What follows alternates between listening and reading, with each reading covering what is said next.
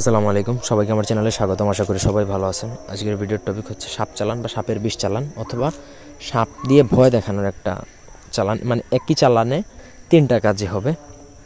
এটা শত্রুর উপর করা হয়। কিতাবুল ফিরাউনার 918 নম্বর পৃষ্ঠা থেকে নেওয়া। কিতাবুল ফিরাউনার বিদ্যা কী সেটা আশা করি কাউকে বলে দিতে হবে না।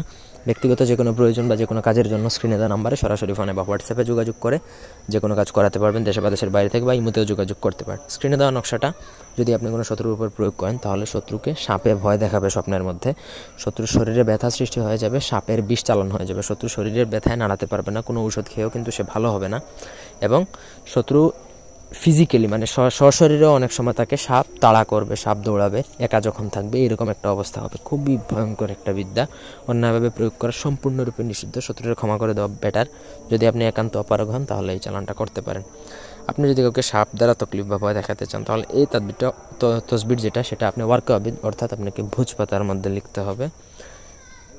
আহমারু অর্থাৎ কুস্তুরি দ্বারা, এটা কিতাবুল ফিরাউনের ভাষা একটু অন্যরকম, অনেকে বুঝবে না, উর্দু অনেক শব্দ লেখা থাকে। কুস্তুরি দ্বারা অঙ্কন করবেন এবং নিচে শত্রুর নাম লিখবেন। শত্রু ছেলে হলে তার পিতার নাম লিখবেন, শত্রু মহিলা হলে তার নাম এবং তার মাতার নাম লিখবেন। তারপর আপনাকে সেই নকশাটা শ্মশানের মধ্যে গিয়ে জ্বালায়া দিতে হবে।